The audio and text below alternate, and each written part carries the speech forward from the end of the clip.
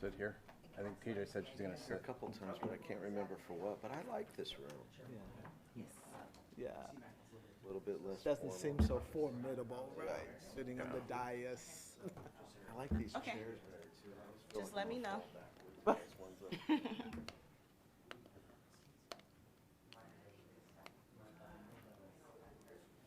Did you by chance bring your charger? Charger, I did, yeah. It should be okay, but. Once I threw it in there, it was sitting on your desk. Oh, was that yours that was sitting on that Right here. credenza thing? The end when, you're welcome. Hi.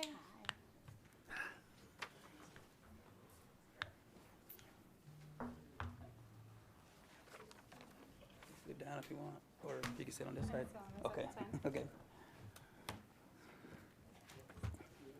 I'm okay. I've got full battery. Just in case, yeah. Good, how are you? I like your bracelet. Vegas like 10 years ago or something. Yeah, I have my cousin, she makes I know. Oh, yeah. center like colors on one or different things, and she'll make them for me. I have to take a picture. We all are. Welcome to. Good thing I printed this out. Outside the spa in Bellagio, like, you know, a lot of my jewelry. Yeah. Mm-hmm. Shining Las Vegas here on the city hall. It's been ages since I've been there.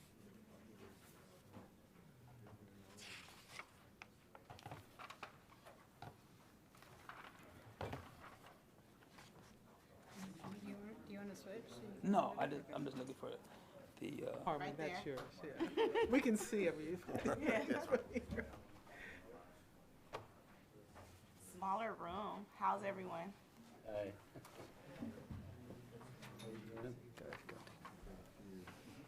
Welcome back. Well, I know, thank you. Been a I long was in time. Sacramento last week. I would have been here last week, but real job calls. So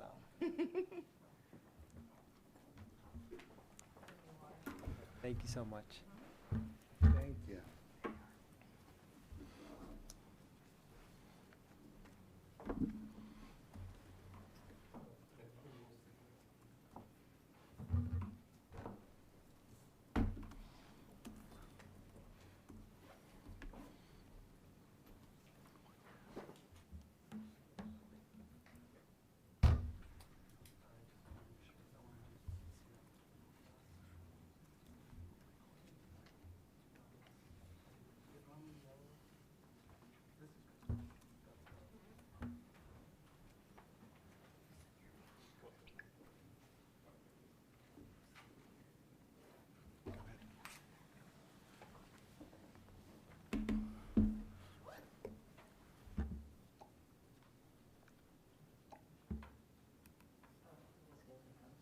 oh, I didn't even say. When they have the civil service, when I now call this meeting of the Parks, Recreation, and Arts Commission to order. Secretary, please call the roll. 1 minute, okay.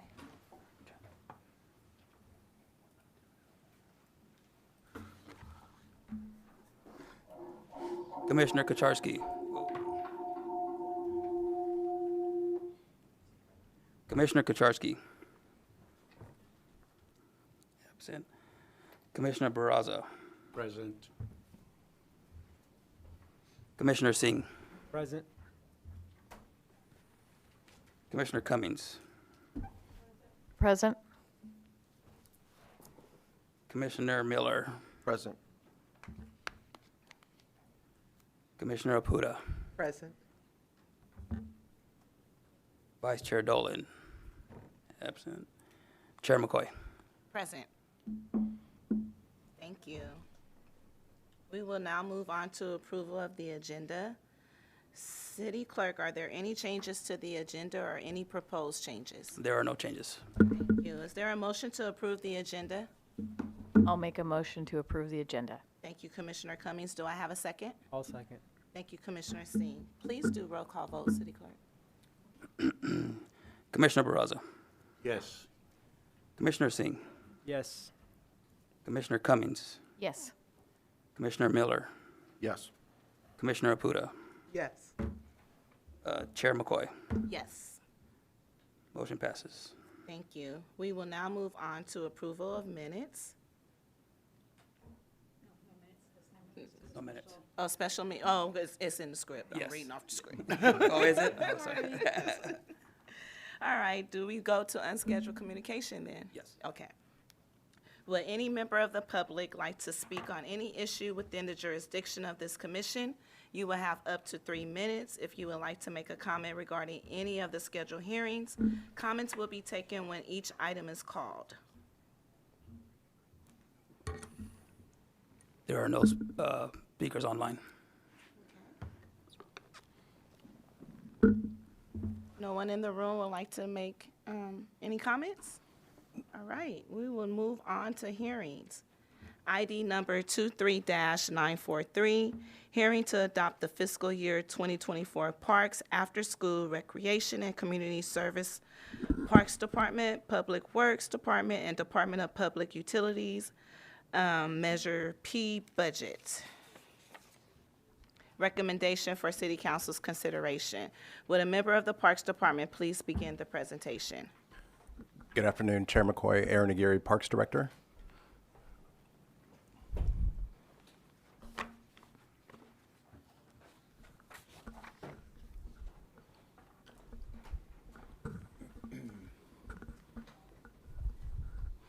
All right, good evening. Commissioners, last week we met regarding the Parks Measure P budget. Today's meeting, we will bring in Public Works as well as our Public Utilities team. They weren't part of that meeting, want to make sure that they were here. The slide in front of you today kind of gives you an overview of Measure P as a whole. You'll see the various departments, Parks, Public Works, Public Utilities, and Finance, all departments that are tied into this. So what I just wanted to show were the various expenditure categories and those departments. And again, this is a slide that was in last week's presentation, a little bit different format this time. I wanted just to highlight the various departments, what buckets we all kind of work between.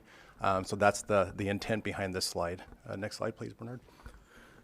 So expenditure category 1, existing parks and programs. You'll see here 22701. You'll see it's highlighted in the Parks Department as well as the Public Works Department. Public Works does have a piece of the 146,800.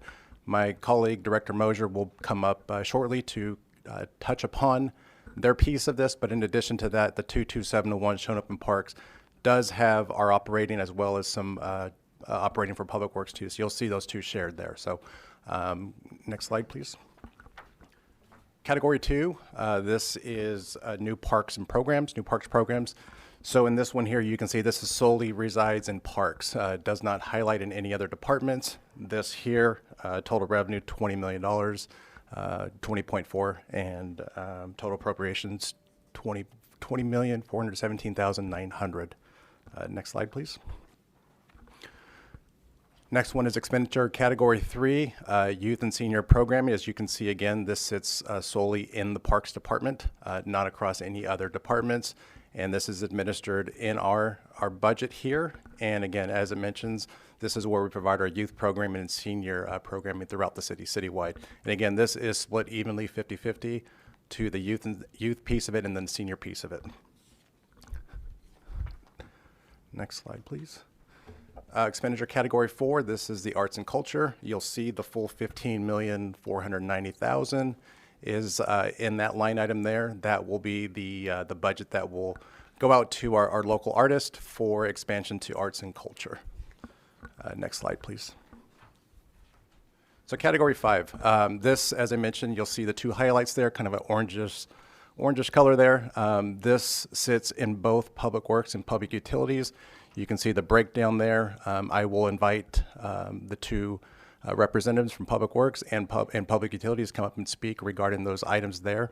But you can see the breakdown, beginning balance, the taxes, and then the other revenue for Public Works. And then you'll see in Public Utilities the operating budget there of $1.2 million. Next slide, please. And then just as for reference, this is the definition behind Category 5. I know there's a lot to read there, but hopefully you all have that in front of you, and we can kind of touch upon any of those sections as needed. So this is a reference slide for you. Next slide, please. At this time, I'd like to invite Mr. Mark Standriff up here to speak on the public utilities and the Beautify Fresno component of Measure P. Right here.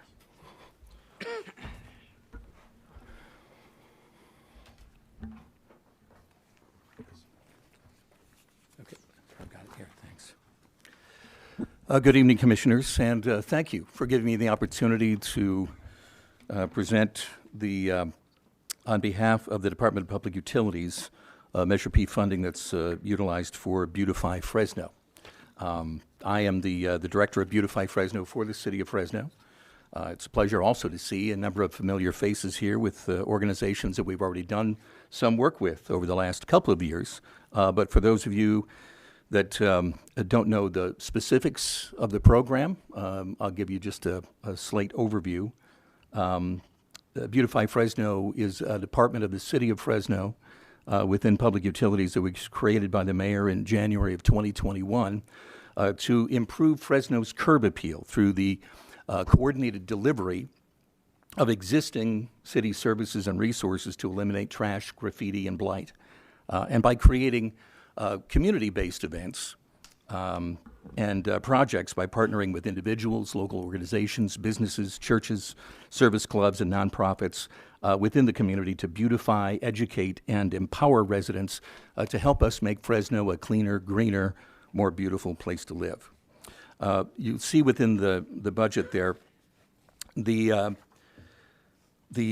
level of funding that we have for fiscal year 24 that's proposed, the total budget for Beautify Fresno, which also gets some funding for the most part from the general fund with some Measure P monies, solid waste division operating fees, and any ARPA funds that may be left over, although I'm not sure that that's going to be continuing on this year. The total budget that we're requesting through council this week is $4.78 million.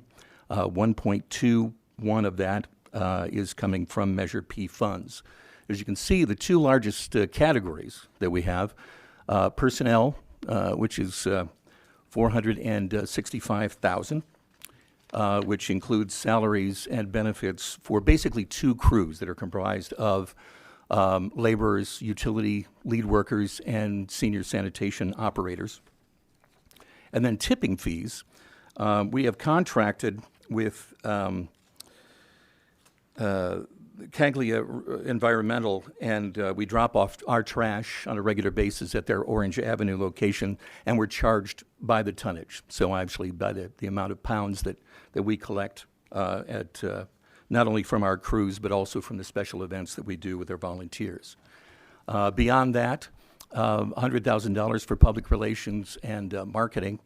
And much of that, from our standpoint, is again to try to get the message out that the city of Fresno is serious about making this a better and brighter place to live through the continued services of cleanups and beautification. And with that, to show that the status quo is no longer acceptable. Fleet services, and again, this is just maintenance and fuel charges for vehicles like backloaders, the garbage trucks, and other vehicles that we use, including a transport van that Beautify Fresno has. Materials and supplies, and this is just general, the paper pickers, the equipment and parts for our various events, shovels, rakes, wheelbarrows, things like that, and then cleaning and janitorial supplies. The biggest for us is trash bags. Because as you'll see in just a minute or two, we've been pretty prodigious about picking up trash and removing litter and debris from the city. And then some miscellaneous expenses, event management. We do 4 special events per year, one every quarter. That includes the National Day of Service, the Great American Cleanup, the Mayor's Citywide Community Cleanup Day in August, and then Fresno Youth Service Day in November. And then membership is also included in there in dues because we're also an affiliate of Keep America Beautiful, which is the nationwide organization that was started back in the 1950s, a total of 700 affiliates nationwide, whose focus is trying to help people to take pride in their community and to show them that everybody can take action to help make their communities a clean and beautiful place to live. So you can see the total budget request through Measure P funding is a little over $1.2 million. If you go to the next slide, please. Just to give you the scope of what we do, in the fiscal year of 2023, we hosted 137 cleanup events for the community, cleanup and beautification events. 42 of those actually took place within our city parks. 90% of the events took place south of Shaw, so we're really identifying the greatest areas of need, and 1/3 of our events took place in District 3. We had 8,500 individual volunteers that joined us. 1,900 of those folks were new that decided in fiscal year 2023 that they wanted to raise their hands and to be part of this program. 130 groups from a wide range of people and of all ages. We like to have kids participate. We want to help them to start to understand what the social contract is and the shared responsibility that we have to kind of help each other in need. And I mentioned the 4 major events that we've done. I'm really excited about the success of these programs. And usually the big ones, the Great American Cleanup and the Mayor's Citywide Community Cleanup Day, will have anywhere from 1,500 to 1,700 volunteers all participating on a single morning. Last year, our volunteers collected over 116,000 pounds of trash, removed over 150 square feet of graffiti in our beautification projects. The mayor established a $1 million challenge at the beginning of 2022, and that was basically to collect over 1 million pounds of litter and debris over a 1-year period. 90% of that would be taken care of by Beautify Fresno crews and code enforcement crews, and then the other 10% would be taken care of by our volunteers. So you can see that they matched their 10% with 116,000 pounds. But we were so successful that we actually met the $1 million goal by Memorial Day, and we had to turn that into a $2 million challenge. So by the end of 2022, we'd actually collected 2.1 million pounds of trash. So you can see there's a need there in the community. And the fact that I don't think that I'll ever work myself out of a job because trash keeps coming, and it doesn't matter what the time of year it is. We also organize 6 neighborhood blitzes. What we do is we focus on individual council districts, 1 through 5 and District 7, and their intensive infrastructure repairs that we will do on a Thursday. So for instance, last week, we were at Balderas Elementary in Southeast Fresno in District 5. And on that Thursday, we had crews from solid waste, not from solid waste, I'm sorry, from street maintenance that joined us out there, and we participated. We did tree trimming, sidewalk repair and pothole patching, completely redoing the crosswalk and the curb painting, replacing street signs and traffic signs, weed abatement and graffiti abatement. So we come in, it's sort of like Extreme Makeover Neighborhood Edition. And so we've got 5 or 6 crews that all descend on this about a 1/4 mile by 1/4 mile square neighborhood area. And then on Saturday, we bring our volunteers in, and that Saturday we collected over a 1/2 ton of trash. Had a total of 75 volunteers that were out there on that day. District 7 pilot program, this is something that was established through Councilmember Maxwell. I had a request that he wanted to have one crew that was just designated specifically, and this crew's paid for out of general fund money, that was specifically dedicated toward District 7, working proactively to pick up large items and illegal dumping. And that program was so successful, we actually reduced the number of illegal dumping requests that we had on Fresno by 30%. And so then now the mayor is going to establish 4 different crews that will work citywide, dividing the city into quadrants, with Blackstone being the north-south dividing line and Shields Avenue being the east-west dividing line. One of the things that we knew that we wanted to do from the very beginning was to make education a very important part of our operations. And so schools that had been having some of their clubs, sports teams, and administrators and teachers who wanted to get out and help clean. We had an idea that came up through actually one of our high schools. Memorial High School decided that they wanted to establish a Beautify Fresno club. So we sat down with the teachers and the students and developed a program where Beautify Fresno provides all the materials for them. We help them to come up with ideas to organize these events. And through that, the students will have to participate in one of our volunteer events every semester, but they also create their own cleanup or beautification project. For instance, we've done a number of campus cleanups. We've gone around and repainted all the street numbers on the curbs. Students have also gone through and planted trees, created community gardens.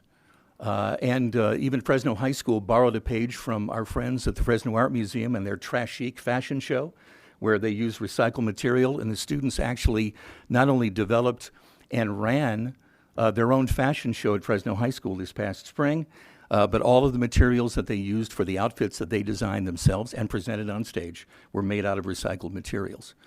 We have now 17 Beautify Fresno clubs representing students between K through 12, both public and private schools, and at least one school representing every single school district within the city of Fresno.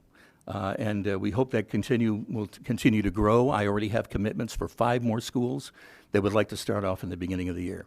And then finally, one of the other things that we're working on, this is through a grant from AT&T, to develop an online environmental education curriculum, a standalone 5-day classroom activity that provides not only for the educators individualized school litter reduction plans, fact sheets, promotional materials for litter awareness, study guides for teachers and administrators, and different activities that will allow them to present short-form videos in order to encourage their fellow students to practice cleanliness and to be able to do beautification wherever they get the opportunity to. So we finished that. It's now in process with our local school districts to get the sign-off with administrators, and we hope to launch this to be available to local educators in the fall of 2023.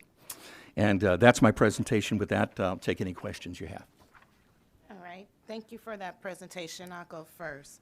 When you're for $100,000 community outreach materials and marketing, what do you plan on doing? Is there going to be television ads, bus wraps? Like, what is that consist of? Well, we'd like to do multimedia. And to use every opportunity that we have out there. So TV is obviously the most, I'd say, successful marketing medium that's out there. But we don't want to discount using social media as another platform through Facebook and Google Ads. We'd like to do radio as well, and bus wraps is a terrific idea. We've done them already, and we think that that's something that helps to not only keep the program growing, but it keeps it as a top-of-mind awareness thing. Because the whole concept behind Beautify Fresno in helping to improve our curb appeal is to try to change behavior. Because too long we'd kind of let everything go. Our attitude was like, well, if the city doesn't care, then why should we care?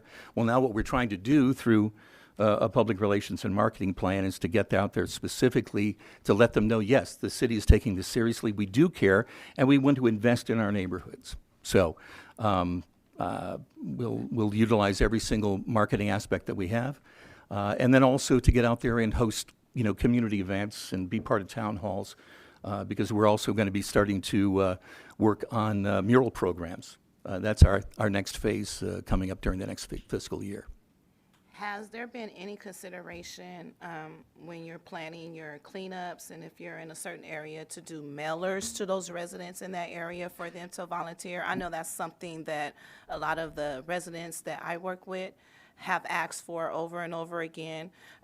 Sometimes, they're working parents, working 2 or 3 jobs to take care of their household, so they really don't have time to watch television, really doesn't listen to radio, or really doesn't know how to use social media, let alone get on social media. So mailers or a flyer would be very helpful to reach these residents. That's a terrific suggestion. Typically, we work through the council district offices, so that when we're planning an event in the area, we ask them to reach out.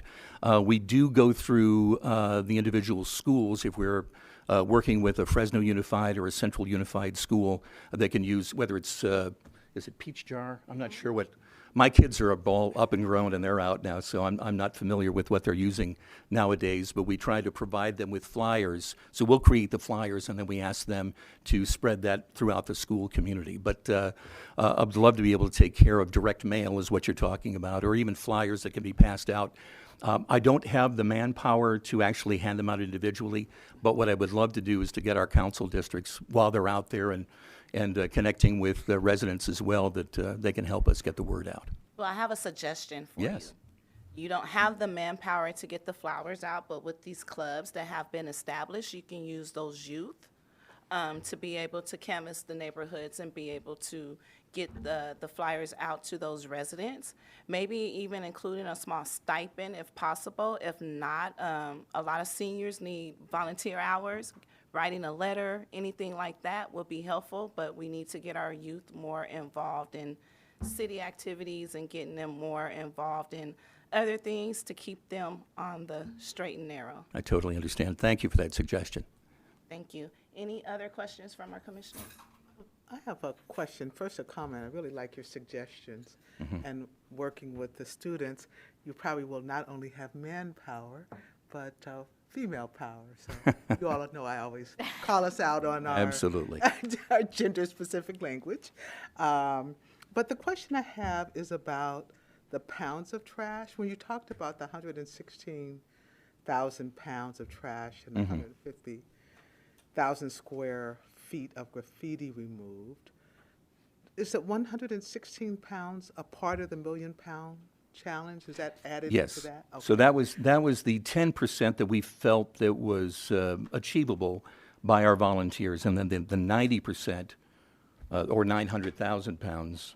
But as it turned out, it was closer to 2 million pounds that our city crews collected. So the question I had is, do you have a comparison like to a year prior, is in terms of what happened before? I wasn't keeping. that happened. I was only keeping track from the year before for our volunteers. Okay. And I'm so glad you brought that up, because we're in showing progress, because the trash problem didn't happen overnight, and it's not going to be reduced overnight. But the overall goal, if we're trying to change behavior, is that we want to see the totals start to diminish. So in 2021, we had 120,000 pounds that our volunteers collected, even though we only did 73 cleanup events. So we nearly doubled that number in fiscal year 2023, but we saw the totals start to come down. So as we're repeating, and there are a number of either neighborhoods or areas, like for instance Parkway Drive, between Olive and Belmont. First time we were out there, we collected well over a ton of trash. It's well over 2,000 pounds. I had to get a claw, one of those big machines that have the grips in the front that we'll pick up and put in the back. I had to call one of those things in. We've been out there now 2 more times since we started in 2021. And just earlier this year, back in March, we ended up collecting just a little over 1,000 pounds. So it's almost half of what we collected the first time. So what we hope is that by the city showing attention, and and there's accountability there too, that the residents and the businesses that are in that area start to see, well, people are starting to take this seriously. It's kind of, if anybody's ever heard of the broken window theory, the idea of taking care of those little things that will show that if the way the presentation looks is important, that everybody will start to gather together to work in concert with each other to make sure an area is clean and beautiful and all the properties are fixed and the weeds are taken care of, what have you. So that's one of the things that we hope that, and it may seem counterintuitive, but we hope our numbers start to come down to the point where, as I mentioned, never going to be completely without trash, but we start to see that it's ultimately more manageable. And for us, as residents and business owners, and much more prideful for us to be able to say, look at the job that we're all doing together. Thank you. Thanks. Commissioner Barraza? Thank you, Madam Chair. I read somewhere that you are in charge of the Love a Park program. Used to be called Adopt a Park program. The question I have is, how successful have you been in the cleaning up of parks, the planting of new trees within the jurisdiction of the parks? That's one part. The second part, we actually have participated in many of your cleanup events, and we enjoyed it. A lot of energy and a very satisfying effort. But the concern I have is that we clean up an area one day, the next day, a lot related to homeless encampments continues to make many parts of our city look ugly. So what's the strategy to deal with all those factors, both inside the parks and along the streets of the city of Fresno? We work in concert with the Parks Department and organizations like Tree Fresno to be able to provide opportunities to plant in parks. But most of what we do as far as taking care of the parks that you're talking about is not directly related to tree planting. But you wanted to know more about what are we doing to try to maintain those parks on a regular basis? Keep them Mostly, what's that? And keep them clean. Yes. So mostly, the Parks Department already has maintenance crews that work most of these places. We tend to look at some of the parks that get a lot more activity, especially on those days after big events like Mother's Day, Memorial Day, Easter, and what have you, or during the graduation season. Like, for instance, we were out at JSK Park last year in June, right after there were a number of graduation parties. So in order to help facilitate things, we bring a crew of volunteers come out to take care of that park specifically. But when we make cleanups for specific parks, we don't just focus on the parks. We work on the entire neighborhood. So we try to keep an area where, for instance, I'm trying to think of the last park that we facilitated.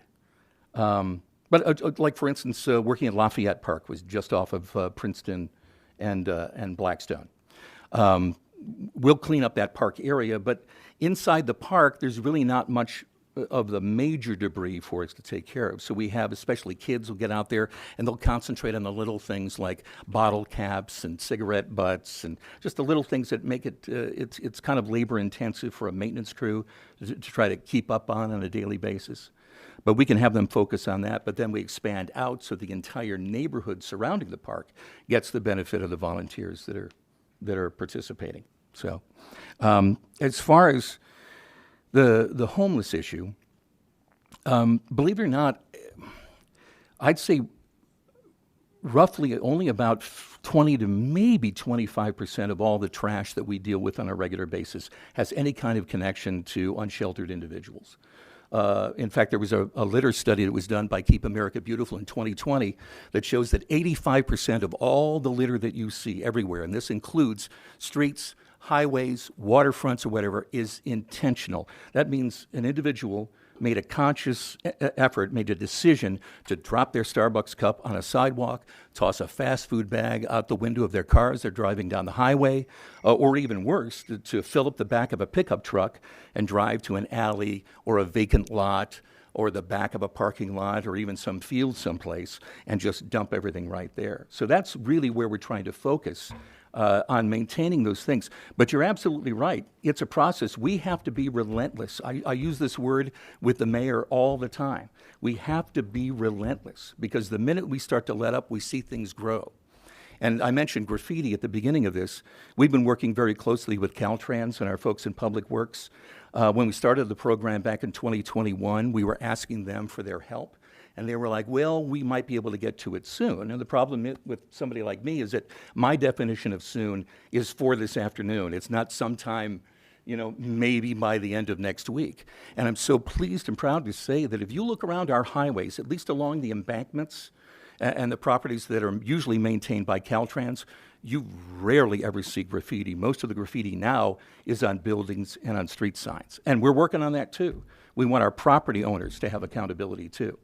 But it's just we don't deal directly with the homelessness issue. we deal with some of the side effects that go into that. But we're going to keep getting out there, and whether it's the Beautify Fresno crew, whether it's folks from code enforcement, or whether it's our volunteers, we want to make sure that we're being relentless in this approach, so eventually the amount that we're having to deal with decreases on a consistent basis. Commissioner Miller, you have a question?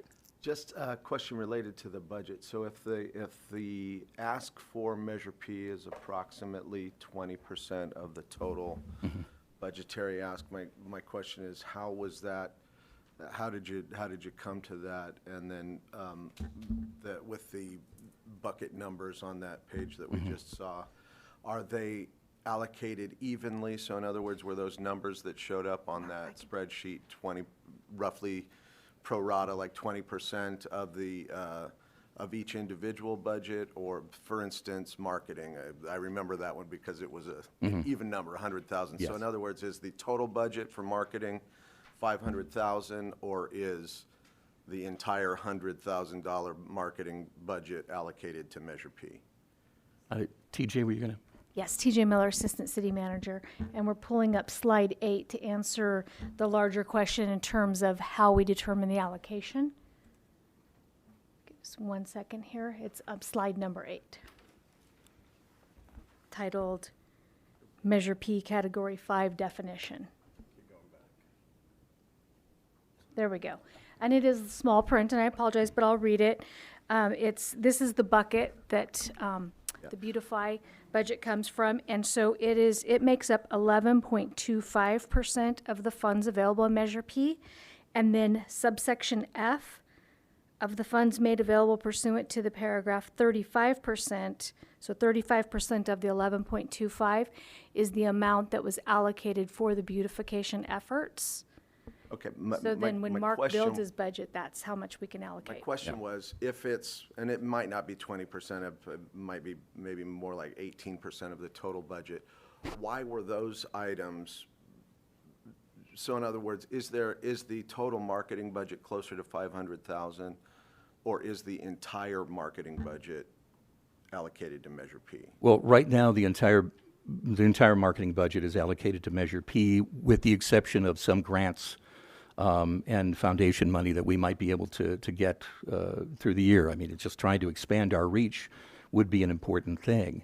As far as making the decision, I think it's also important to understand that when we started Beautify Fresno in January 2021, I had no budget. I worked for the first 6 months borrowing and begging from Scott Mosier and Aaron Aguirre and the folks in public utilities just to even get the paper pickers and the trash bags to do our cleanup events. But we felt that we needed to fund this adequately, and that's why, from that standpoint, the majority of the money that we get comes from the general fund, as I mentioned. And then there is a small pots that were coming from both ARPA funds and from the solid waste fees. But the Measure P money, we saw a direct connection because we knew a lot of the activities we were going to be working on were parks and trails.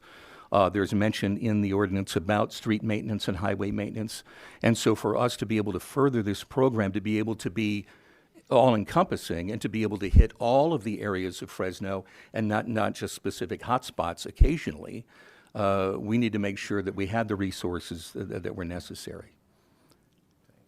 So. Questions? No?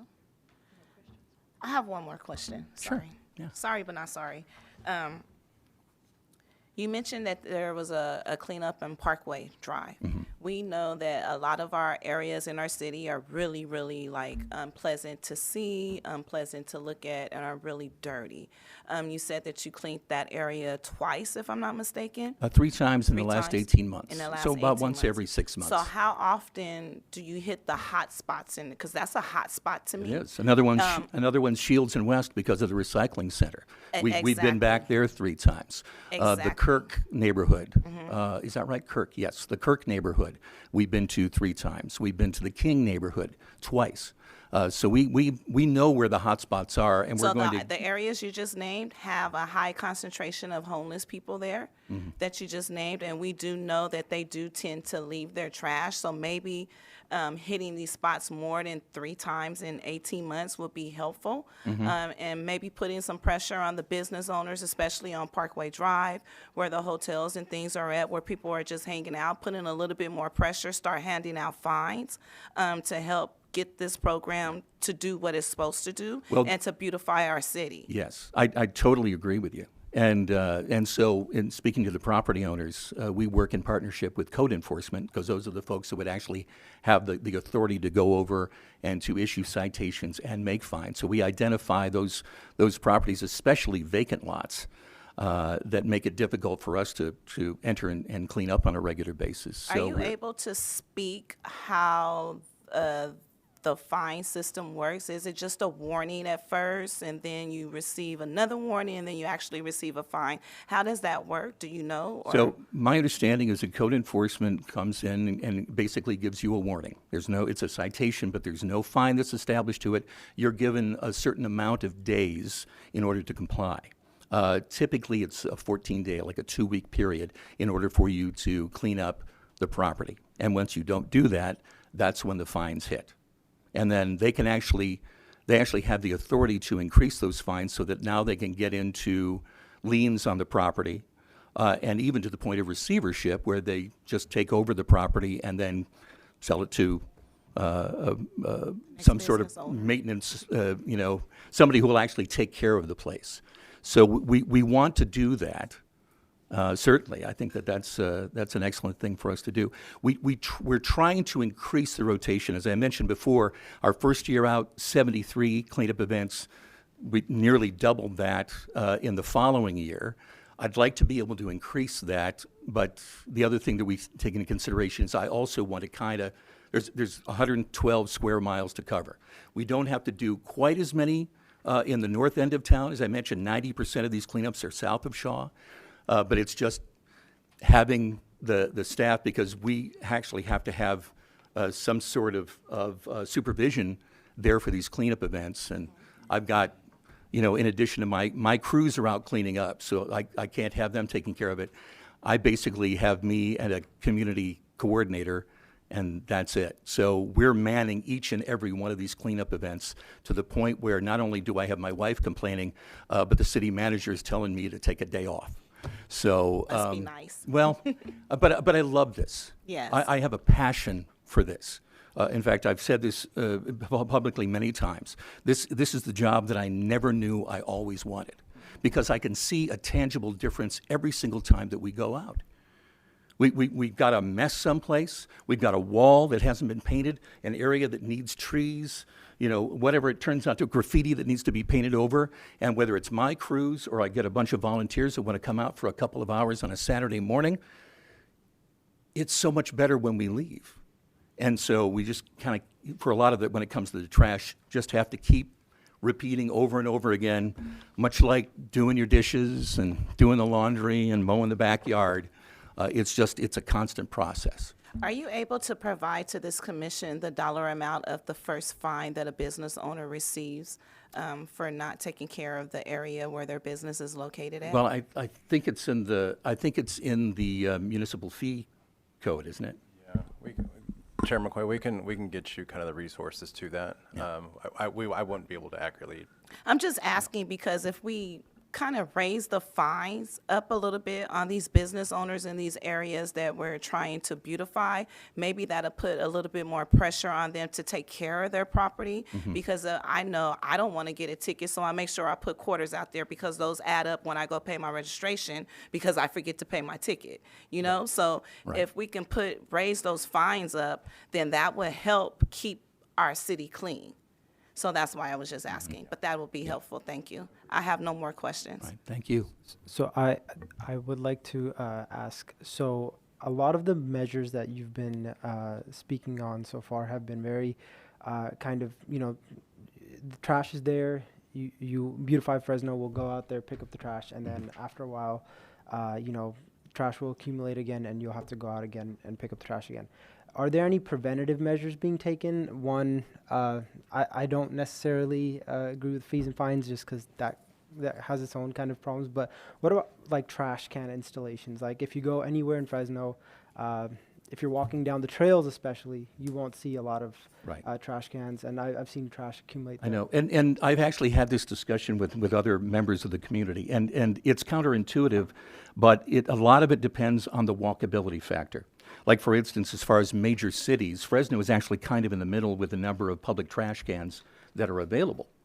But when you go to a city like Manhattan, you see public trash cans everywhere. But they also, within their budgets, have employees that can go and make sure that they are, maintained on a regular basis. But when you go to the city of Los Angeles, you hardly see any trash cans. Why? Because most of Los Angeles is not walkable. It's people driving from location to location. So there's always a trash can at one of our bus stops because we know that that's there. You'll see trash cans in some areas like up and down Fulton Street, downtown, and along Olive Avenue in the Tower District.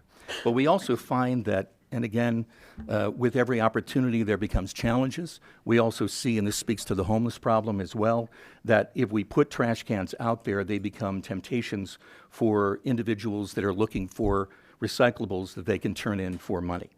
And if you're not constantly trying to figure out ways to remove those items before anybody else can get to them, you'd have to be removing a trash bag virtually every hour of the day. So it's a problem that we've looked into.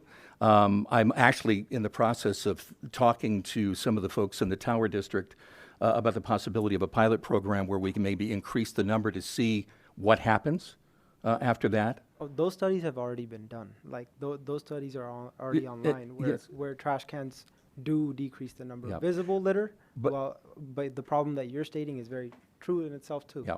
But I've read all of those studies, but there's also recently, like the city of Philadelphia is now at the point where they're removing the trash cans because there's such a problem with scavengers that are coming in and they just pull everything out and they leave a mess all over the place, and it kind of defeats the purpose of having those things. So it's a potential solution, but it's also a potential problem. It's something that we're willing to actually start to take a closer look at. But at this moment, Beautify Fresno does not install trash cans. No, not right now, no. And I think Commissioner Singh, just to kind of answer some of your questions about the proactiveness, especially in the parks, I can speak to that. We have looked at increasing those, and I think with the park attendants that you've seen in our facilities and making that a common routine of theirs to empty trash on that hourly basis, emptying trash in the morning and the evenings didn't work because people were getting into or trash cans would get full on a weekend, a busy day. So making that a part of our proactive method, having trash cans not only in place, but making sure they're routinely emptied and replaced has helped us on that piece of it. But yeah, I just wanted to throw that out there. Thank you. Thanks. Thank you. Did you want to say anything, Judge? Now I'd like to call Director Scott Mosier on the next part of the presentation. Can I make sure there's no more questions Oh, before sure, we sorry. receive them? Sorry, I thought we were Thank you. Any other questions from the commissioners on this item? Thank you. Thank you. Thank you. Thank you.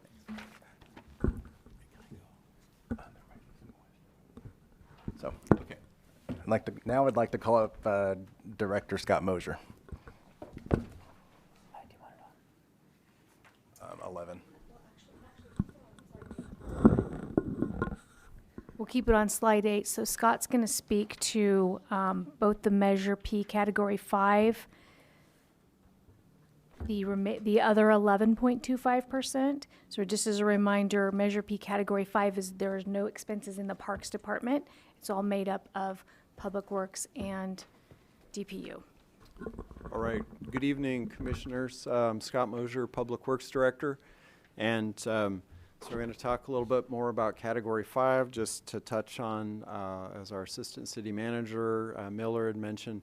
The first portion of that, 5B, is the trail category that has 47% of that Category 5 revenue.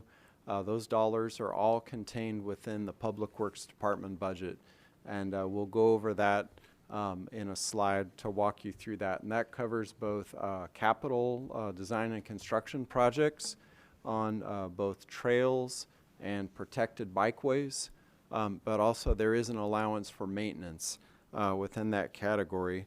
And so as you can see, item C is that no more than 20% of the funds shall be made available for operation and maintenance of trails. The original concern being a desire to see a lot more construction and to limit that maintenance in terms of the crafters of the Measure C ordinance. And then also contained within the Public Works Department budget is paragraph 5E. Those are dollars dedicated to the San Joaquin River Parkway for operations, maintenance, and improvement projects. And then lastly, as we go to the slide regarding the litter control and beautification, you've heard from our Beautify Fresno director, Mark Standriff, about what's on the utility side in terms of litter control, Beautify Fresno.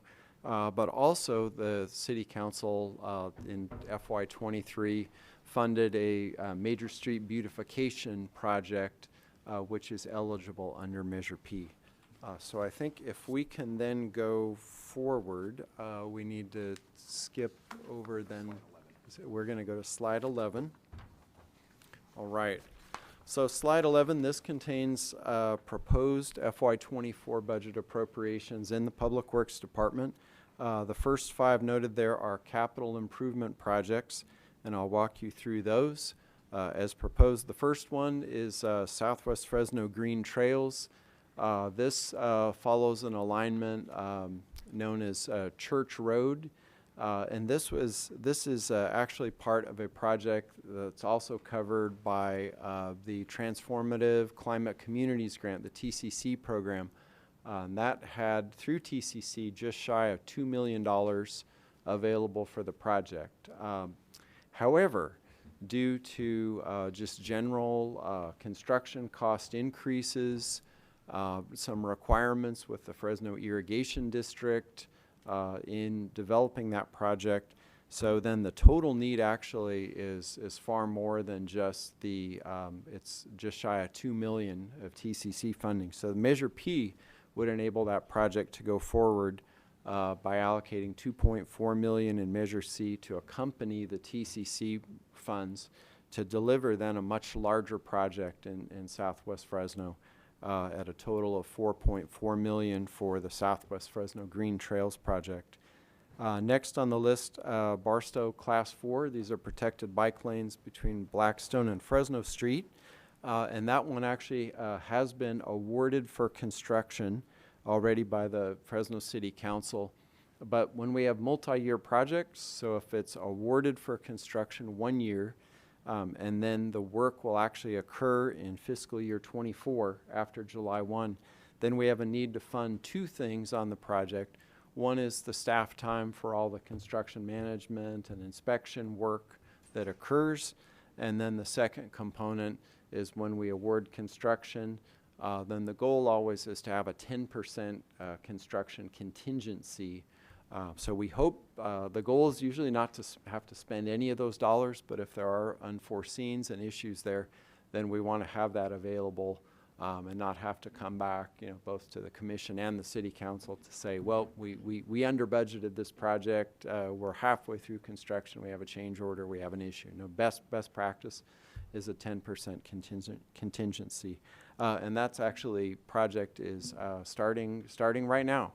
And it includes the whole corridor from Fresno State over to Blackstone. Third one, this is ATP, Active Transportation Plan, the Trail Urban Greening. This is carried over from fiscal year 23. Previously, $100,000 was appropriated for it. And unfortunately, due to staffing, vacancies, and challenges, along with lots of one-time dollars through ARPA and other programs, council infrastructure priorities. This is one we have not, as a department, made headway on, but we plan to in FY24. As noted here, that would be irrigation and tree planting along the major trails in the active transportation plan. And then item 4, this is really, these appropriations are in the one program for San Joaquin River Parkway. And this grand total We included that in the budget to show all of the funding that has both been carried over and then the revenue in the new year. But that's really a placeholder of the ongoing work with help from a local consultant, Quad Knopf, is to prioritize and identify all the deferred maintenance needs and ways we can improve the operations and the public's experience on the San Joaquin River Parkway. So I would expect, following that effort, which is a joint, as right out of the Measure P language, it's a joint effort with the City of Fresno, San Joaquin River Conservancy, and the San Joaquin River Parkway Trust to identify that, and then we would identify specific projects and to deliver those. You know, for example, one of the items that's been identified as a need is a replacement of the irrigation system along the Eaton Trail. So that's one we're still working through. What is the cost of that? And then to be able to move forward with those. And then the fifth line, major street beautification, $800,000. The City Council approved $1.2 million on the adopted budget last year. And again, these are projects, one occurring right now is on Cedar Avenue from around the Dakota Avenue area up near Shaw, so kind of near the Vallarta Shopping Center, and then as you approach Fresno State. So quite a bit of median island beautification efforts. Shaw Avenue will be covered as well. So, and we've been able to cover $400,000 worth of the work in 23, and the other funds would be carried over as proposed. Last item is on the operations side, and these are trail maintenance crews. One being for our general trails like the McKenzie Trail, McKenzie, Sugar Pine, Willow, variety of trails around the city. We now have 2 Midtown Trail segments open as well, and then a second crew predominantly for the San Joaquin River Parkway area. Next slide. Proposed is new programs in Public Works in terms of positions. One, as I just mentioned, the new trail crew. The second one I wanted to mention from a position standpoint. There are 12 new positions proposed for an additional Parks Mow crew. The dollars for that are not in Category 5. That's actually contained within what you've already seen as a commission on the Parks Department budget, because park maintenance is dollar-wise is under the Parks Department budget. Director Gary has covered that. Park irrigation is also dollar-wise covered under the Parks budget, but all the personnel are in Public Works and our landscape division. So that additional mow crew would be able to handle all the new assets that are then coming online, similar to, for example, brand new 10-acre park being developed in Southwest Fresno in the Martin Luther King Activity Center near the new near State Center Community College campus. Next slide. And I did want to highlight just some, for the commission, some key accomplishments, and you have them noted here before you, that with our irrigation team, repairing and restoring irrigation in 57 parks. We've been talking about trails. We've improved our trail maintenance to a 60-day cycle, and I think before Measure P, working together when our director, Gary, was part of our Public Works team. Sometimes we were once a year on that operation with our limited resources, very much of a fill-in effort.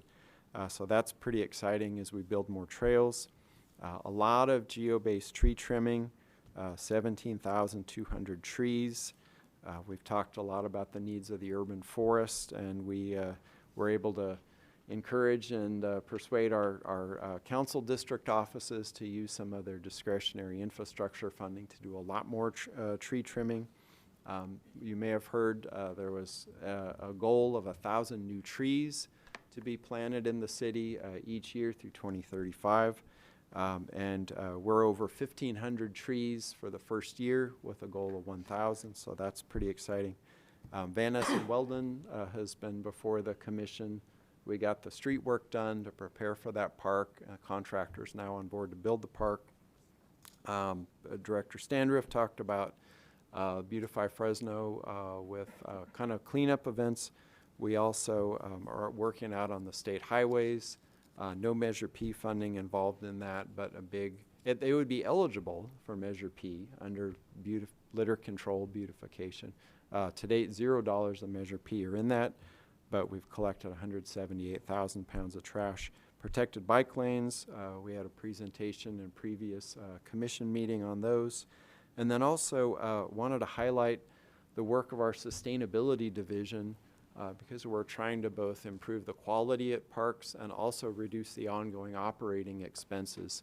So our Fresno City Council awarded a contract to do energy efficiency upgrades at 73 sites between parks, police, and fire. I believe 57 of those sites are in city parks. And so all told, that $22 million in energy savings over 15 years will help make those dollars go further. And instead of paying PG&E bills, our team in parks, our colleagues, we whatever that can help with, recreational programs, better service, better maintenance, we can make all that happen. And then another big highlight is through Measure P and other sources, we're now over 100 active construction contracts on average. So right now we're running an average of about $216 million at any one time. Next slide. We wanted to give you just a snapshot high level, adding those dollars together into the three categories. $4.2 million is recommended in the proposed budget for the safe walking and biking trails. That's that mix of capital and trail maintenance. $2.5 million, that's that same number we just talked about on the River Parkway. And then the combined total between Public Works and Utilities is just over $2 million on the litter and debris removal and beautification. If we can go next slide. Almost wrapped up here. And then the next two slides are just going to show you within the Public Works budget, grand total between personnel. Those are really our maintenance crew, $705,600 appropriated for their salary and fringe. Non-personnel, that's talking about construction contracts, and then also things like chemical, utility bills and such, that's $6.3 million. And then interdepartmental, we too need, just like Parks Department, need to pay things like facilities charges and other expenses that are billed to each program. So grand total $7.5 million. Next slide, just to show you how that compares against the total of what we're doing. Again, we're not talking about potholes and street repairs and traffic synchronization and safety and such tonight, but grand total is $350 million. So what we're really doing is that Measure P funding of $7 million. We're excited about delivering projects, but we're trying to leverage that against other sources. And my last slide, just wanted to show you some highlights of that. In the area of trails, we talked about Measure P being able to deliver on new trail projects. So through Measure C, the transportation countywide half-cent sales tax measure, we actually have $5.9 million of that Measure C revenue stream going into the Midtown Trail. The MLK active transportation infrastructure, another $200,000. The Eaton Trail up on Friant Road is proposed to have a new trailhead to help both with safety and easier access to the corridor, almost $1.4 million.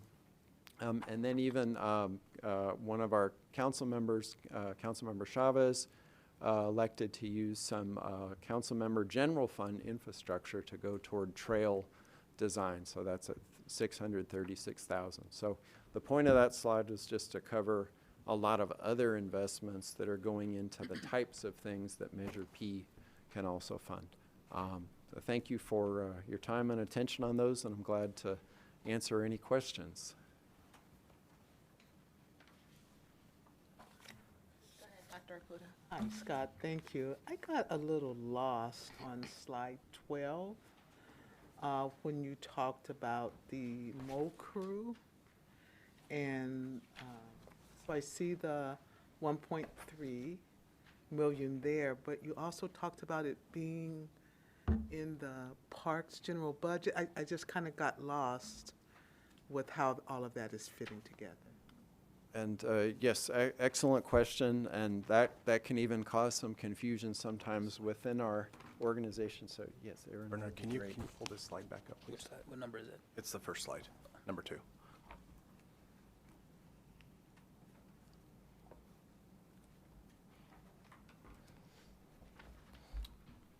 All right, would you like me to speak, or do you want to? Sure, Dr. Puda, this is what I pointed out at the beginning. Actually, Bernard, can you go to the next slide, please? These are the two categories here. Category 1, you see how they're shared in Public Works as well as Parks. Underneath, you'll see appropriations, you'll see operating, you'll see Parks, and you'll see Public Works. So that 6.5 sits in the Parks budget, and that's what Public Works works off of with their personnel that's under their team. So that's where that money's shown that Scott was highlighting in that slide. It is shown in the first First column. First column, yes. Right. 6.5, correct. You can see that on slide number 3 of your packet there. So that first column, that's highlighted. You'll see the revenue, and then below that you'll see the appropriations. That's the reference Scott was making. Okay. So that column with the 6.5 is from Measure P. Yes. And so the 1.5 million that was on the slide that I was referring to, slide 12, is encapsulated in this 6.5. That's correct. Within the 6.5. That's Thank you. Commissioner Barraza, you have the floor.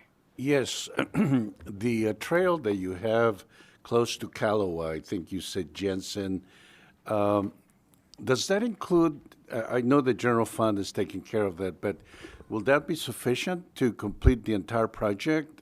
I mean, make it a nice project?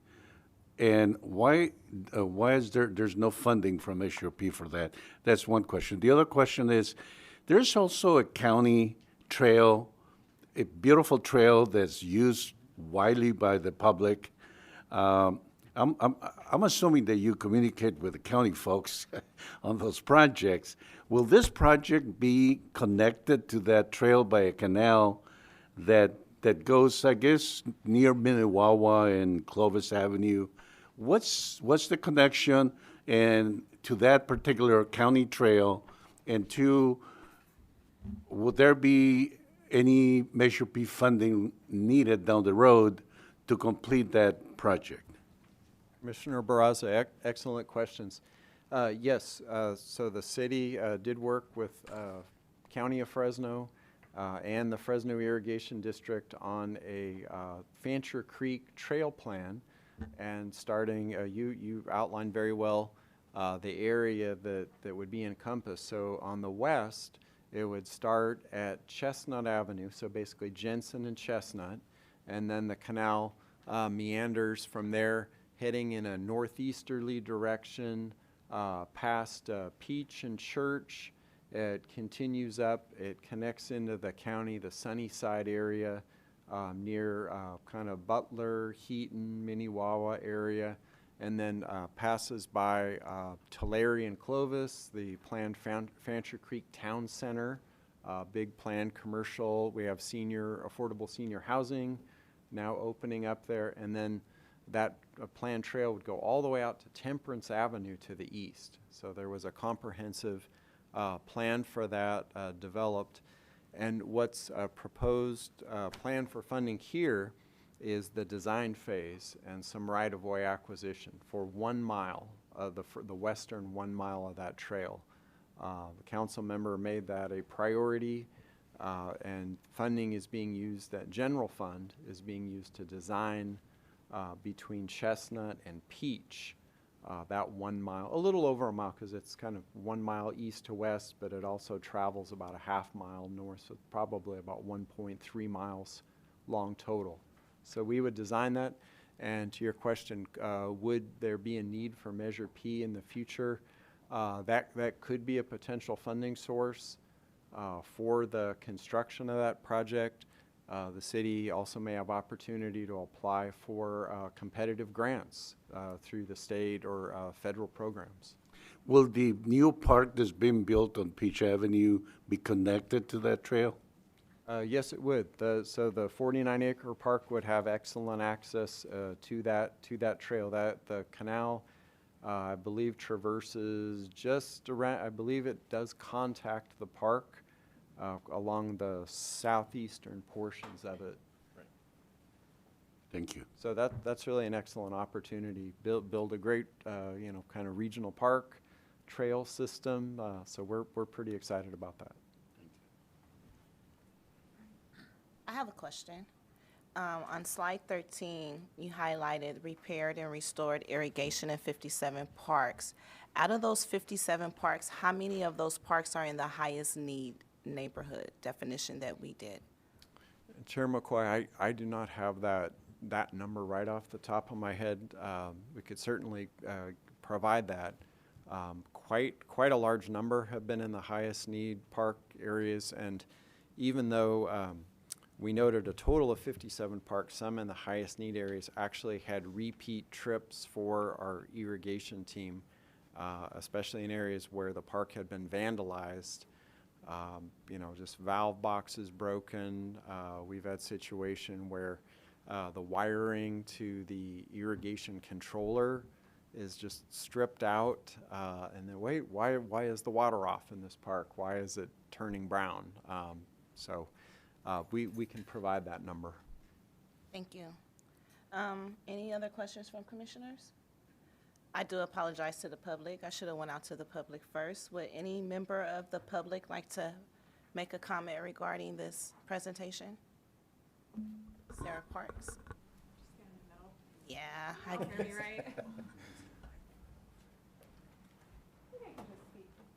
For the, yeah. So you want to use this? Yeah, I can move.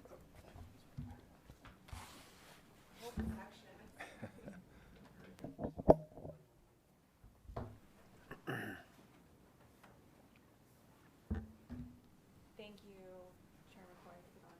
I'm good. Okay. Thank you for the wonderful presentation from Public Utilities, and thank you so much for the Public Works presentation. The first part of the presentation, now I have trash on the brain, and so I just wanted to make a couple of comments about the Parkway funds, and your comments in particular, Commissioner, saying about placing trash cans. A number of years ago, the River Parkway Trust, I'm the assistant director, had a volunteer who actually went out and placed his own trash cans at a property, Fresno River West, and weekly, multiple times a week, actually went and picked up that trash, brought what he collected to the Coke-Hallowell Center for River Studies, and we allowed him to dump it there. So we had an expense for, getting those dumpsters dumped. So one idea for some of the Parkway money is to maybe place trash cans on that side again, and possibly, I'm curious about the new trail crew for the San Joaquin River Parkway, if that will include, people to go out and address trash on the trail system. And so just a suggestion as we're waiting to see the plan from QuadNOF about the other Parkway funds. But it did work for the period of time that we had a volunteer. We saw a reduction in litter on the ground, and it made the site a lot more beautiful to use. Thank you. Okay, I'm all over the place. I thought Scott was finished because he asked for questions. So we do have one more slide. Sorry, Chair McCoy. Just tonight's item, just some action items from the commission. 3 items here. First one, recommend to City Council adoption of fiscal year 2024 Parks After School Recreation and Community Service Department Measure P budget recommendations for City Council's consideration. Item number 2, recommend to City Council adoption of fiscal year 2024 Public Works Department Measure P budget recommendations for City Council's consideration. And finally, item number 3, recommend to City Council adoption of the fiscal year 2024 Department of Public Utilities Measure P budget recommendations for the City Council's consideration. Thank you. That concludes our presentation. Now, does any other member of the public have any questions to this presentation? You will have up to 3 minutes. All right. We have Lisa Flores on Zoom. Lisa, you have 3 minutes. You can't hear her.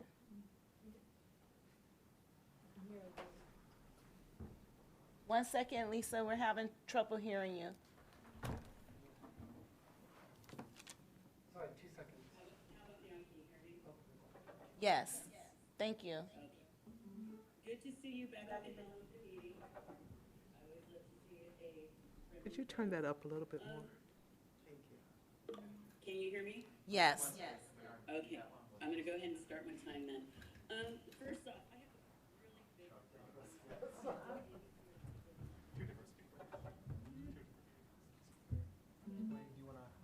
Friday. Stop. Lisa, can I have you stop for a second? We're trying to figure out the volume here in this room. We're not in chambers today. I do apologize.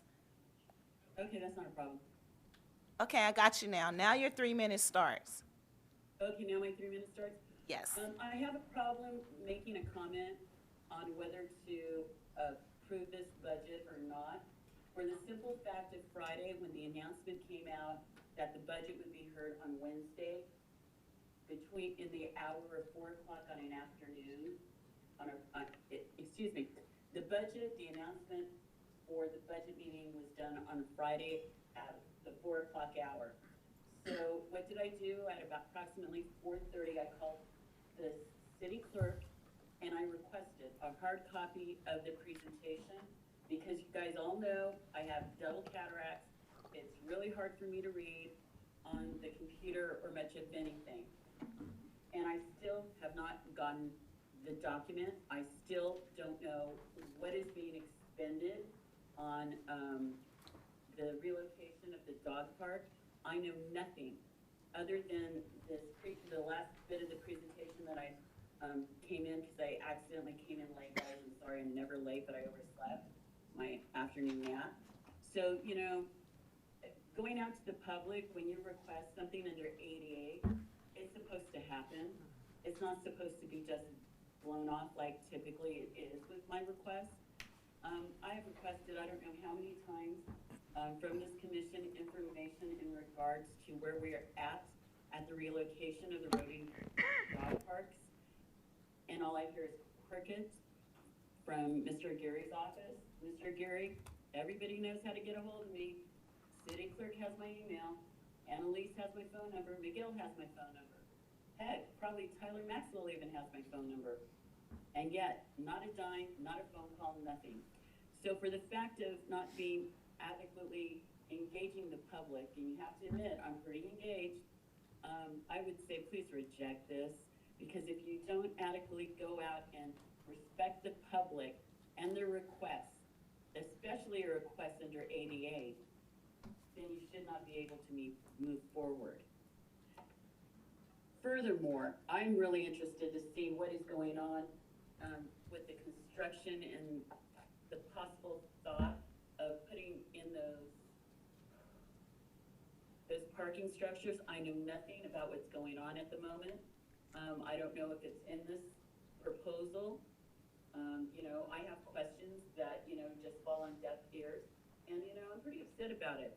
And tomorrow, Mr. Aguilar, or I believe that's what your name is, the comments will be coming from the Roding Small Dog Play Group, from the actual play group, from Roding, because we will be zooming in from the dog park in our play group tomorrow. Because I was to present them with some information tomorrow before the meeting starts, and now my timeline is all shot to hell. So thank you for this missed opportunity. It just proves how professional the Parks Department is. Thank you. Thank you, Lisa.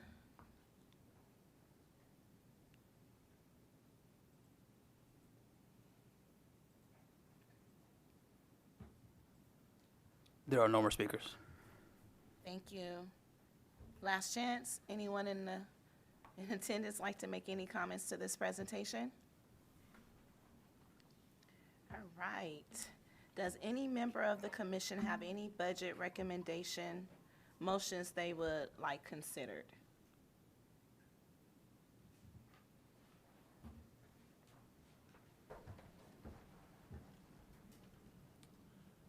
I would move to support the budget recommendations as presented. All right, we have a motion on the floor to approve. Madam Chair, if I could just ask a quick question. The motions that were reviewed at our previous meeting, I'm assuming that those are incorporated, added to the recommendations of the budget that we're discussing today. And I guess, will that require an additional motion, or do those approved motions already go automatically to the council? So, Commissioner Barraza, those will be read into the record at the budget hearing, so no need to make additional recommendations. Those are noted and will be presented to council. Thank you for the clarification. Well, do we have any new recommendations? Oh. Do we have any new ones? No? Okay. Well, Commissioner Miller has put a motion on the floor to accept the recommendation for the City Council to adopt the fiscal year 2024 Parks, After School Recreation and Community Services Department Measure P budget. Recommend to City Council adoption of the fiscal year 2024 Public Works Department budget, and as well as the fiscal year 2024 Department of Public Utilities budget. Do we have a second? I second it. Commissioner Cummings, second. And can we do a roll call vote, please? I have a Oh, excuse me. discussion item. Okay. I'm wondering if we can, I want to acknowledge our community member who spoke their concerns about not getting feedback. I'm wondering if we could just add a special note to the commission acknowledging, to the motion, acknowledging citizens' concern about communication.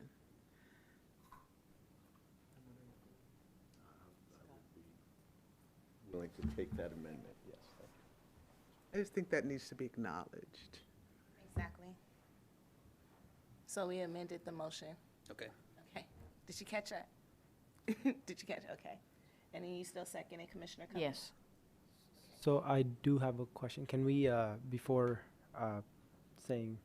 before voting on this, can we, I do have one budget recommendation I wanted to recommend, but first I wanted to ask, just to clarify, in this year's proposed budget for parks, how much money is being allocated to pickleball courts? There was a number that exceeded $1 million. I just wanted to know which park that was for. So, Commissioner Singh, we actually have two items going to council this Thursday for pickleball design. One at Vinland, one at Rotary East, and I believe the dollar amount, and Scott, correct me if I'm wrong, but I believe each one is about $110,000 for design. So that would be strictly design, no money for construction of new pickleball at this point in time. Okay, and those courts are not multi-use courts. Am I correct? Those would be new designed pickleball facilities, correct? They would not be multi-use.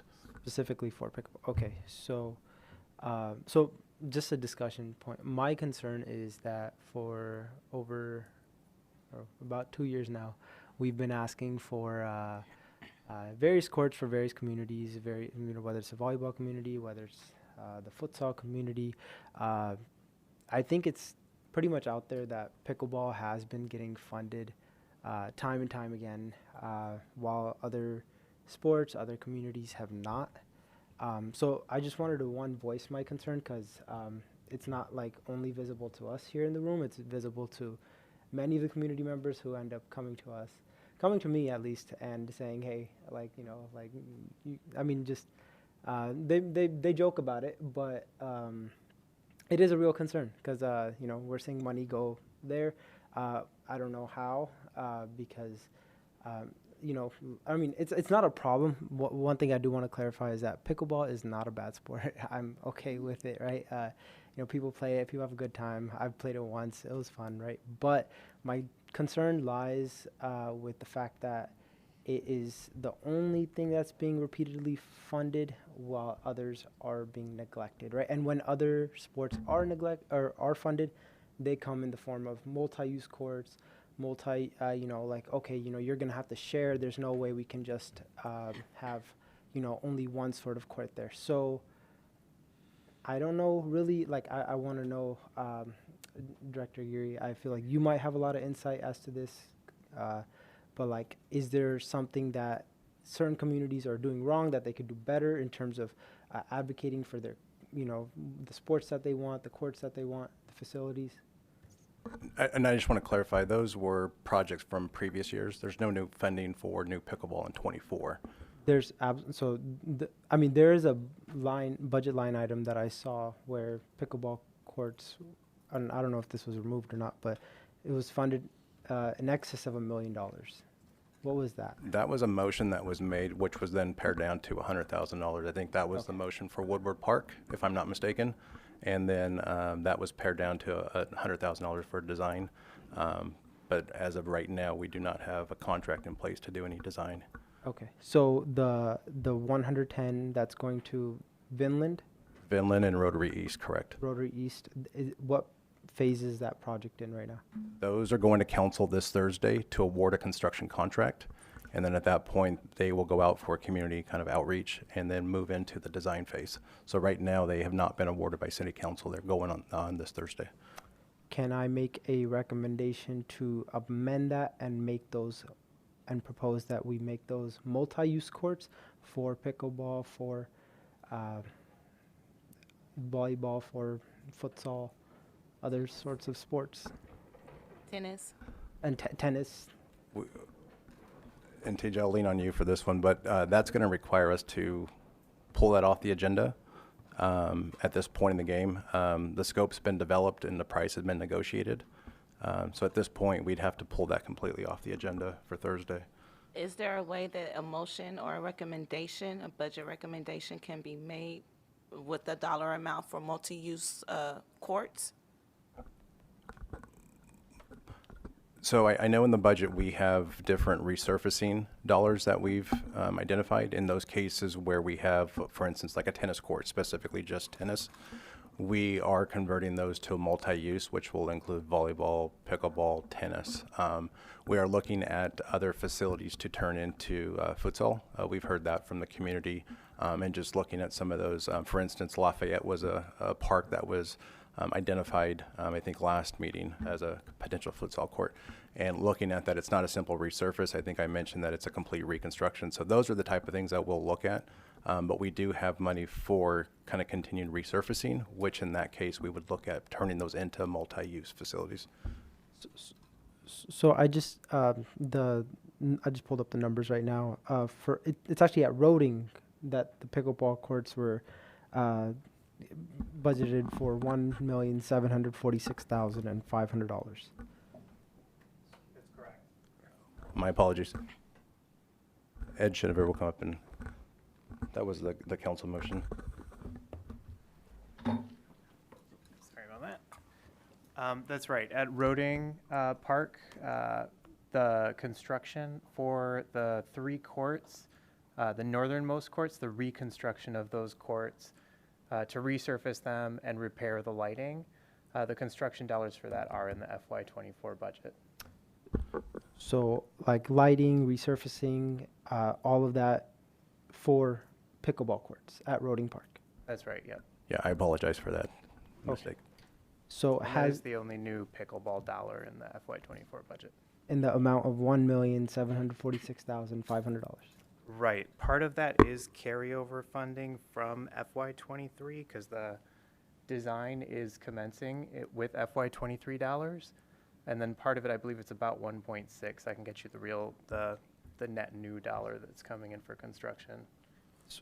So speaking with my fellow commissioners and city staff as well, and the public actually, I hope you can see my concern, because I mean it's not really my concern. Like all for pickleball, right? But it's really the community's concerns, and I'm sure the city staff has to hear this repeatedly as well. So I'm not trying to like beat a dead horse or whatever you call it, right? But like I think that we need to be fair, equitable, whatever terms you want to use in terms of how we allocate funding to one sport and then neglect another. So when it comes to the Roding pickleball courts, the $1.7 million that's been allocated, is that a motion that has yet to be passed by City Council? or? That's right. So the one, I'll get you the actual number here. The last year funding was for $100,000. That was a motion essentially with the annual appropriation resolution with the FY23 budget.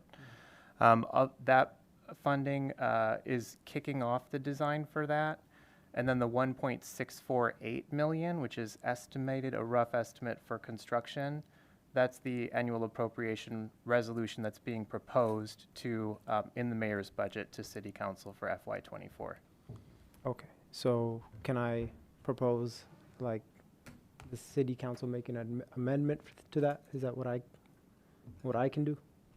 In the FY24 budget? Yeah. I believe that would be appropriate to make the recommendation to not fund the construction? To not even not fund, to instead make it a multi-use court is what I would like to recommend, where it's not just for pickleball, but to also add basketball, volleyball, futsal court, tennis, make it like, sure, we should definitely have these facilities, but they should be multi-use where folks can come in, they can, use the court how they like. And so that is the motion I'd like to make.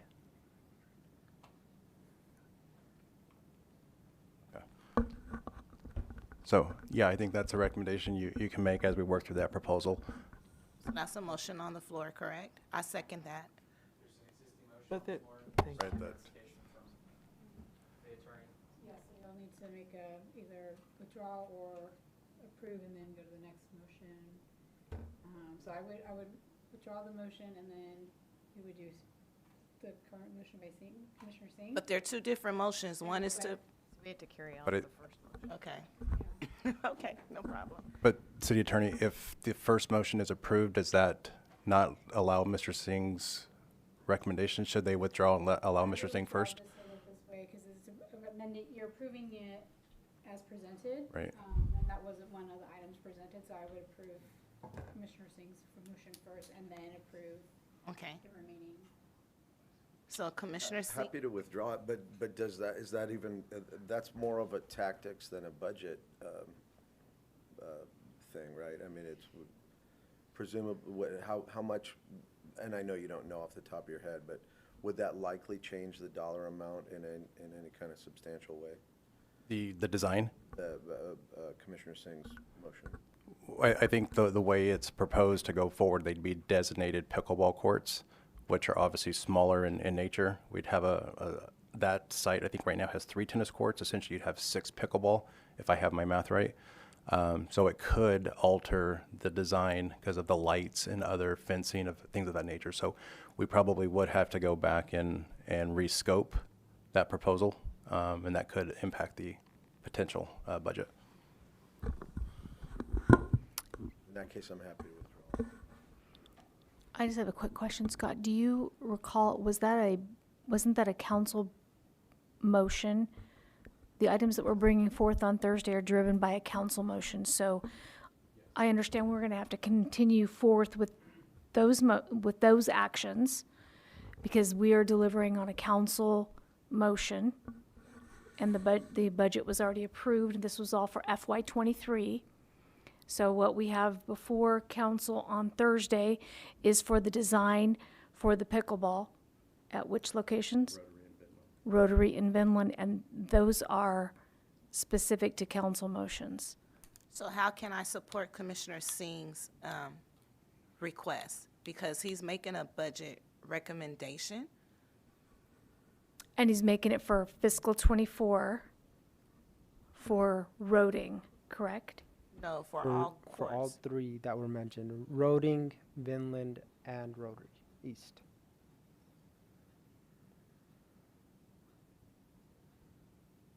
Do we have a council motion for FY23 that's being carried over that includes all 3?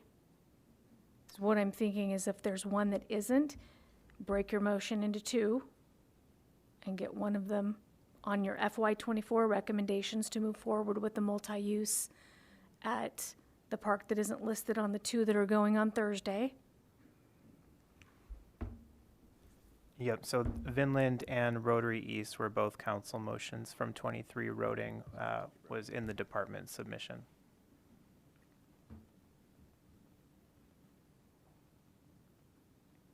So, just to be clear, you would like for me to make two separate motions. One, or you would recommend that I make two separate motions, one specifically for roading, and then one for the other two that have already been like motioned by council. I'm trying to think through the logistics of. You can make any recommendation that you'd like in terms of the impact to the FY23 and the actions that are going forth on Thursday. I think that we have a pause moment where we have to figure out exactly the best way to make that achievable. I don't want to make a motion just for the sake of making a motion, right? So, Commissioner Singh, could you speak up a little bit? yeah, more? so I said, I don't want to make a motion just for the sake of making a motion, because I feel like I've done that before and it doesn't really get anywhere. So, so for now, the ones that we're kind of stuck with are Vinland and Rotary, right? My understanding, those were council motions approved by council last year. Those will proceed. So my understanding is roading would be your opportunity, since it is an FY24 request. So roading would be your opportunity to make that motion. Okay, so I would like to motion that we recommend to the council to change the proposed pickleball court at Roding to a multi-surface courts that allow for tennis, futsal, basketball. I'm forgetting something. Various sports. Various sports. But actually, no, I want to be very specific. I want to say tennis, futsal, basketball, pickleball, of course, and volleyball. And volleyball. Yeah. I second that motion, Commissioner Singh. Now can I do a roll call vote on that motion? Okay. Can you do a roll call vote, please, City Clerk? Commissioner Barraza. Is that for year 2024? Yes, sir. Yes. Commissioner Singh. Yes. Commissioner Cummings. Yes. Commissioner Miller. Yes. Commissioner Apuda. Yes. Chair McCoy. Yes. Motion passes. Thank you. Commissioner Barraza, did you have a question? It is a different topic relating to the budget. Okay. The question I had is regarding the park rangers. How many positions are you recommending that they be included in the fiscal year 2024? I kind of also want to get a sense of, is that program being successful? Is it going to be expanding the same level? Or what's in the recommended budget? I didn't see that item. So Commissioner Barraza, the park ranger program is still kind of getting off the ground. PD right now has 3 park rangers in training, and they are seeking an additional 17. They have a number in background. Getting the folks through the background has been a challenge on their end. There will be another recruitment effort coming out from PD here soon.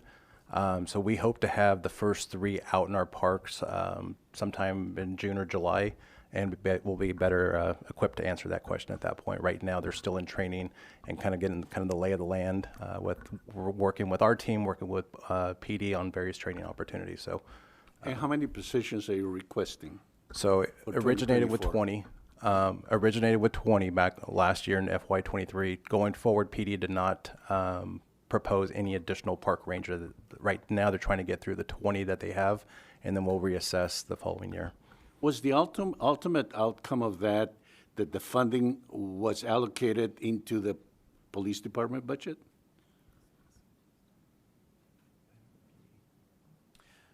No, it's in. Yeah, I was gonna say it's in ours, but the positions will be It's cost applied or something? correct, similar to what we have kind of with Public Works. The money will show in our budget, and then they will bill, but the positions will actually report to PD. Okay, thank you. Can we get a copy of the requirements that they're looking for park rangers? Because Absolutely. from my understanding and the way that the measure was written, the park rangers were not supposed to be under the police department for one. They were supposed to stay underneath the parks department, and they were supposed to be hired just like you hire your recreational aides to watch the park, not to go through this intensive training with PD like they're training for police officers. So I would like a copy of the requirements. Sure, absolutely. We can get you that job spec. Thank you. Do we have any other budget recommendations or questions in regards?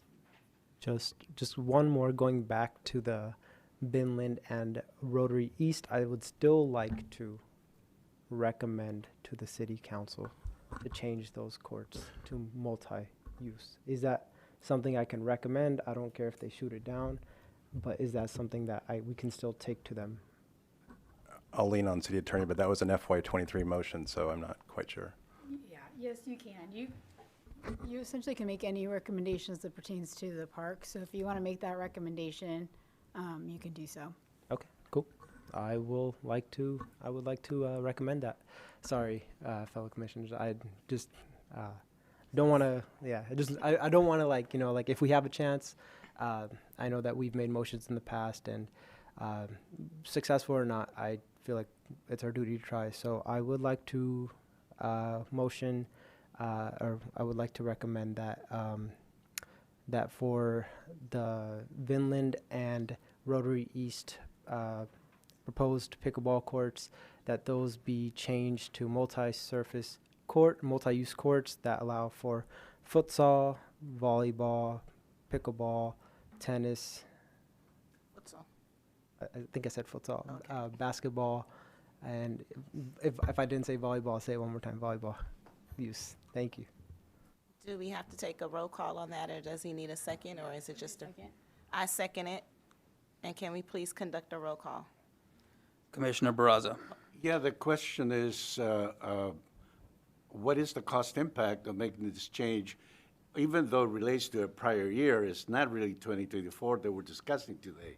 I don't know if our city attorney is aware of that, but if that's appropriate, that we discuss a different budget year, it sounds like the answer is yes. And I would ask the city attorney, just to be on the safe side. I'm sorry, repeat that again? Sorry. So we're making a motion on an item that was in fiscal year 2023 budget, and Commissioner Barraza is asking the cost, and would that affect the 2024 budget, correct?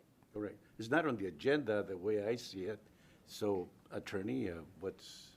Well, it's going to be more of I would defer to Parks in regards to how that affects their budget, but if you make the motion. Yeah, just, again, these are just for design, so we haven't gotten into what the cost estimates, what that's going to look like yet. So again, this is just to approve the design, but again, the design scope of work is specific to the pickleball, dedicated pickleball facility. So it would impact the design contract going to council on Thursday. It would be a change order, which would then have that impact, as you mentioned, in our FY24 budget. We would then have to seek additional dollars somewhere to make up the difference if there were design, I don't want to say overruns, but additions. I'd like to say something. I'm not a specialist with all the different sports. I just wonder if that's possible to have all those functions on one court. I would like to say that I know that that's possible, but I do understand that there's a process of thinking and putting forward, these activities, keeping in mind the usage. So that would be my concern, is if you're say 5 or 6 sports on a pickleball court, and I'm not familiar with pickleball, there must be a reason why there's a pickleball court. So. And that's a great question. I've never played pickleball, so I don't know the lines. But we are currently, as I mentioned, resurfacing some of our existing courts and are making them into multi-use. And those 3 uses are pickleball, tennis, and volleyball. And you're spot on with that. With those 3 sports on that one court, there's a lot of lines. They're different colors. And if you don't know the sport, you can figure out what line goes to what. But they're all different lines. But I think adding too many sports on there does get a little busy. But then in addition to that, you've got various poles for nets, poles for the basketball, poles for futsal, the goals, things of that nature, which can all be mobile, but at the same time, yeah, it does get a little convoluted with that many sports on one court, or can be. And the various district council members are supportive of the parks located in their district and this plan. Correct. They've expressed that. Yes. That's something to take in consideration. Yeah, but when you visit any park, you see multiple sports being played on the courts without the lines, without them being accessible to pickleball or volleyball or anything. There's so many different basketball. So there's so many different sports being played on the courts right now. So why not make them a multi-use and make them park-friendly to where more families can come to the parks to be able to enjoy their sport of choice? That's just the way that I see it. So We can always have signage to guide them on what the lines are for. I mean, we spend money on everything else. We might as well spend money to make our parks more accessible, make them more friendly, and to draw more families to our parks. Yeah, and I think, some of our shared courts, looking at Romaine, for instance, we have futsal and then we have basketball on there. I don't believe we have any additional sports lined out for that. But those are two sports that are dedicated to that area there.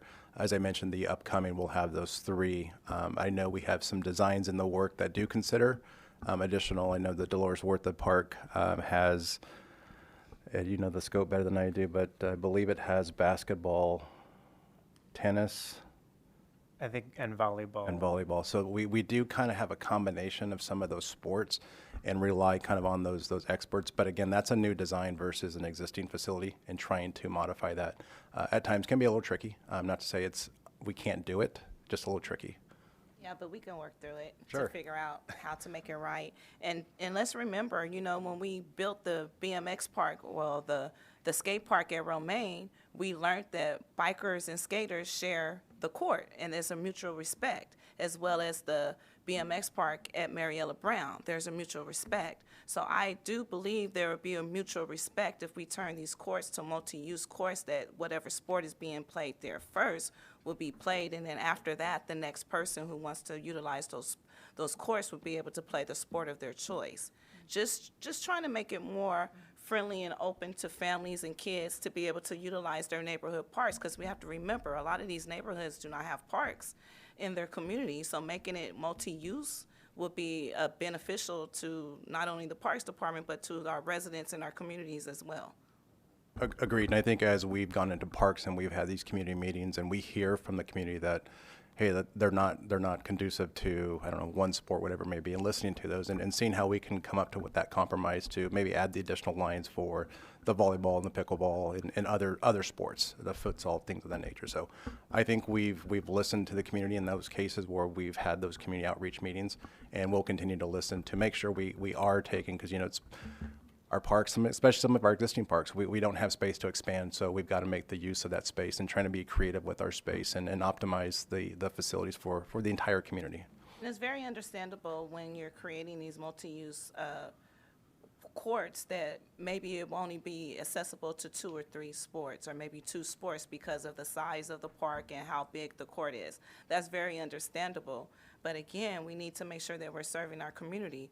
Like, we have baseball, soccer, and football that's played, but the fields are portioned off for soccer and baseball and football. So we need to make sure that we do that with the courts at the parks as well. Thank you. Any more other questions? Good conversation. Very rich conversation. So do we take the vote now? Yeah. Okay. Madam Chair, just a quick question. I'm assuming that when you hired consultants, you assess the number of variety of sports that you can play on a given facility. The worry I have is that you overload the facility with so many things that it gets very confusing, as Commissioner Cumming was pointing out. So as long as there's a way in the process to evaluate the opportunities and make sure there still is a nice operational facility, that you don't, to try to please everybody, that you don't overload a facility that it starts becoming confusing. Exactly. It may just be pickleball and volleyball at one park, but at least it's a multi-use court. You know, it may just be tennis and pickleball, but at least it's a multi-use court because those courts are going to be utilized for those sports either way if we make it multi-use or not. So that's just my thinking, though. And maybe when we're designing new parks, that we make them multi-use courts instead of just having them designated to one sport. Right, and that is kind of the new standard going forward, these new parks where we have that flexibility and we can get that community input. I think we did it with Dolores Huerta with the outreach. We've done it at the South Peach. What is it the community wants and how do we make that work? Rather than just saying, here's a slab of concrete, we're going to put 6 sports on here. Getting the input from the community and seeing how that fits, you know, and making sure they are designed properly, the right spacing for the right age group and so forth. And even driving around, like how you guys took us on a tour to look at the community's parks, even driving around and seeing what sports are being played on a regular basis will give you an idea of what type of multi-use court that you need to place at that park. I think would be very helpful. Any other questions? Thank you, Commissioner Braza. Okay, I think we're ready to take the vote now. Commissioner Barraza, Yes. Commissioner Singh, Yes. Commissioner Cummings, Yes. Commissioner Miller, Commissioner Apuda, Yes. Chair McCoy. Yes. Motion passes. Now we have to recommend the budgets to City Council. So we want to recommend City Council adoption of the fiscal year 2024 Parks, After School Recreation and Community Service Department Measure P budget for Council's consideration. Do I have to take them separate? Or can I take them all together? I'm going to lean on City Clerk. Yeah, you can take them together. So you can take them together. Okay. 2, recommend to City Council adoption of the fiscal year 2024 Public Works Department Measure P budget recommendations for City Council's consideration. Lastly, recommend to City Council adoption of the fiscal year 2024 Department of Public Utilities Measure P budget recommendations for City Council's consideration. Do I have a motion Yes, with that provision? yes, but it's subject to the amendments that we've already talked about. I would make the motion that we approve those. I'll second it. Thank you, Commissioner Miller. Thank you, Commissioner Cummings, for seconding. May we do a roll call vote, please? Commissioner Barraza, Yes. Commissioner Singh, No. Commissioner Cummings, Yes. Commissioner Miller, Yes. Commissioner Apuda, Yes. Chair McCoy.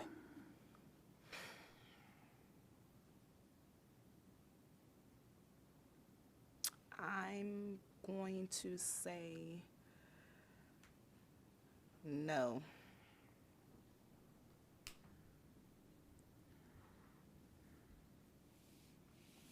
Motion passes. I did want to ask if one of the commissioners could be present for the meeting to where the city council will pass the proposed parks budget, just to make sure that the commission's voice is I've being been on heard. budget hearings all week, so I'll be present. You'll be present, but is it part of us to be a part of that presentation in any capacity? No? Okay. You can speak on behalf of yourself Okay. or on behalf of your org if you work for an org, or you can't speak as a member of the commission. I got dinged for that the first year, so I know that rule very well. So you have to speak as a resident of Fresno, or for me, you know, I'll be speaking for myself or speaking for Central California Asthma Collaborative, the org that I work for. Madam Chair, as a clarification, I understood the bylaws that pointed out that the presentation of the recommendations of this commission should be made by the chair of this commission. Why isn't that possible? That would have to be something explained. I know we had that discussion last year, and I can be there, but I won't be the one reading the recommendations. It'll be Park Director Aguirre reading the recommendations, and I can be present, but I won't be called upon to answer any questions or to Well, talk to. I realize that it might make it difficult if you didn't vote in favor of the recommendation, you know, to actually, I mean, I won't have any problems if you did make the presentation of what this commission has recommended, but I always thought that it's more forceful, it carries more weight if this commission's recommendations are presented by the commission, whether it's I think the chair will be the most appropriate, or the vice chair if you are not available. I just wanted to make that observation, and I ask our council if that is an appropriate protocol. I would have to refer to our city attorney on that. Let me look into it, and then I'll let you know tomorrow morning. Okay. And enough time for me to jam down here? Yes. Okay. All right, well, I adjourn this meeting at, what time is it? Thank you, son, at 7:21. Thank you for your time. You guys have a good evening. I hope to see you next time. Yes, I know.